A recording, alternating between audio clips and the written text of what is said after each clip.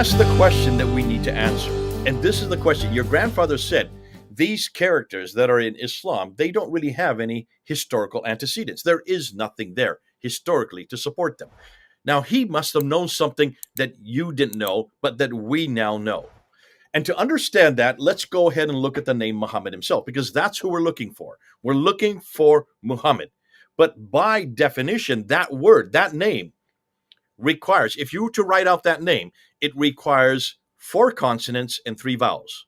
Mm-hmm. In Arabic, mim, ha, mim, dal are the 4 consonants, and the 3 vowels are dama, fata, and fata.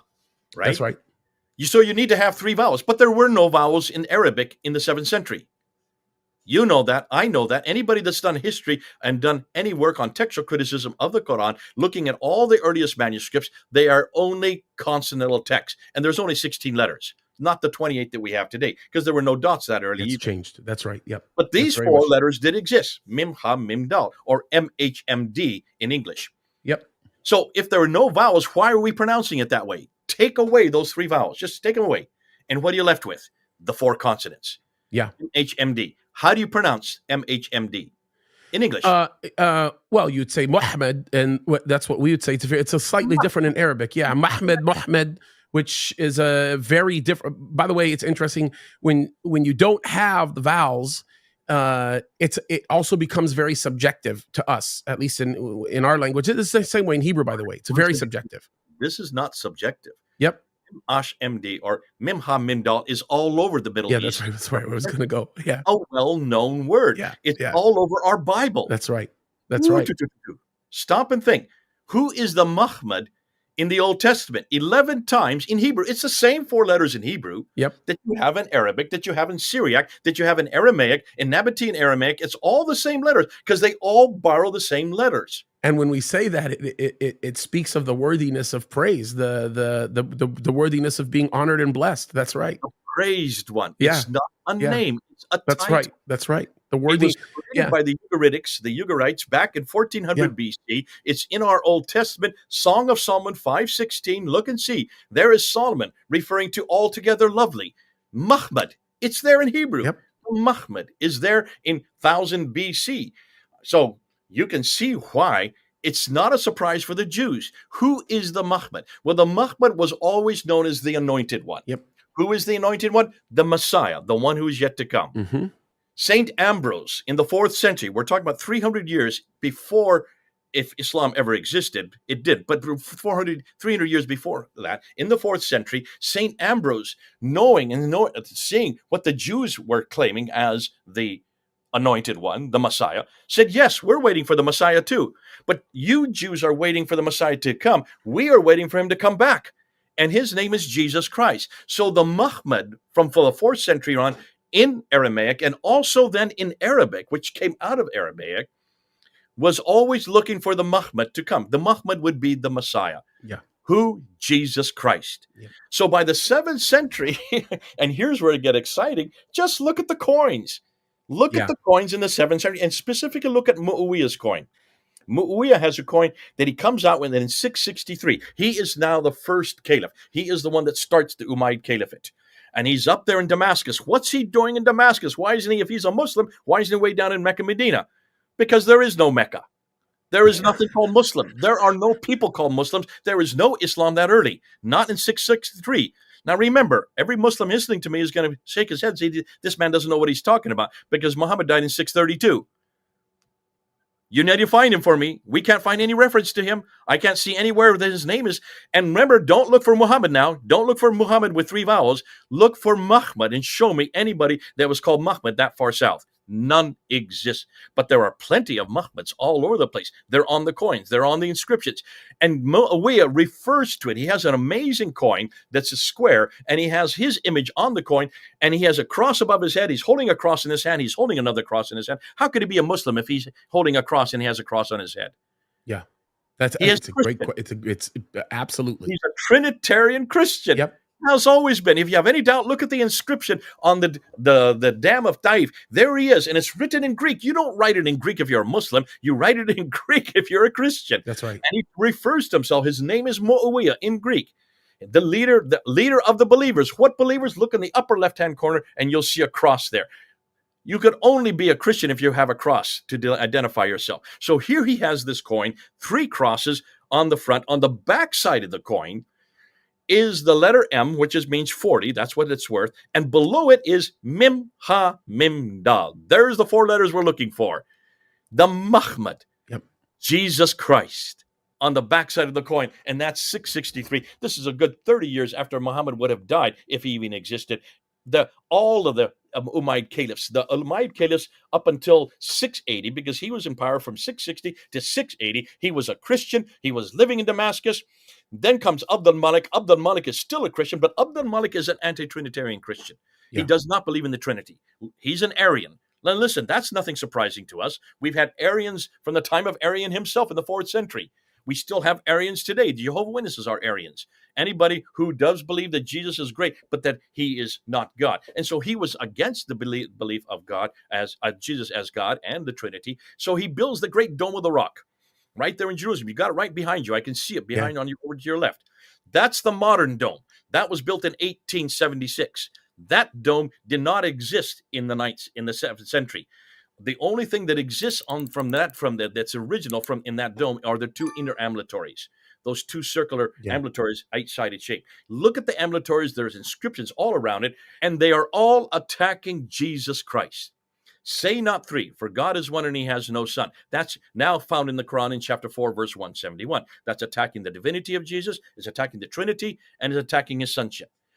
God does not begetteth, nor is he begotten. That's now found in the Quran in chapter 112. And then it says, La ilaha illallah, Muhammadur Rasulullah. There is only one God but God, and the praised one, the Muhammad, the praised one is nothing more than a messenger of God. Bingo! This is not Muhammad, it's Jesus Christ, because all the other inscriptions are against Jesus. The whole thing shows that this is an attack, an anti-Trinitarian attack against Byzantine Christianity or Trinitarianism. By the way, this is kind of a funny thing. 2 points to the Muhammad issue. Sometimes, if you're in the Middle East, you'll hear the people in the morning. They'll say something like the very first prayer in the morning. They'll say something like "Salatu khayran min an-nawm, Allahu Akbar wa Muhammad Rasulullah" is one of their common things. But like you said, you just quoted one of the other prayers, "Ya ilaha illallah Muhammad Rasulullah." You know, it's funny because when they pray, when they sing that prayer, when they say "Ya ilaha illallah Muhammad Rasulullah," the way they say Muhammad, they pronounce it the way absent of the vowel still sometimes, which is very interesting how they say that. The praised one is the prophet of Allah, or the uplifted one is the prophet of Allah, and that's actually understood by anybody that has any semblance of education. By the way, there's still a lot of very common Islamic names that still are a takeoff of that semblance, of that structure, that construct. For example, a common name that the world knows right now, Mahmoud Abbas. Mahmoud is the same. It comes from the same structure. So your point is very well taken, and I want to throw this out your way because this is such great insight. If this is the case, then doesn't that just solidify what Islam has always appeared to be? Because to me, it's interesting when people seek to defend Islam, the ideals behind the defense of Islam is really more on the offensive. And the offensive seems to be premised in an idea of the fallacies of Christianity. And it would almost appear as though the Muslims have such a stronger or better understanding of certain points of Christianity because the very premise of their own religion is fundamentally based on a series of lies that were twisted from the original foundation of the scriptures. Is that a wrong premise to carry? Because that's kind of the way I look at it. It seems to be that this is why so many Muslims don't spend any time on for example, the very foundations of the very things that they hold sacred, and spend all of their time attacking Christianity, or at least pointing out the flaws in Christianity. It seems as though it's just based on this big, tequila. It's the same thing. It's like a big lie that they're premising on. And if what you're saying is true, which is 100% true, it is such a rock solid argument. Then that means that the creation of Islam is in essence another lie of the enemy to pervert the very truth of the word of God. Islam shouldn't even be called a world religion. It should be called a cult of Christianity, shouldn't it? It's I mean, a that's my Christian thought. heresy. It's a Christian heresy. Yeah. Now, stop and think. Who wrote that book called The Christian Heresy? John of Damascus. Oh, yeah.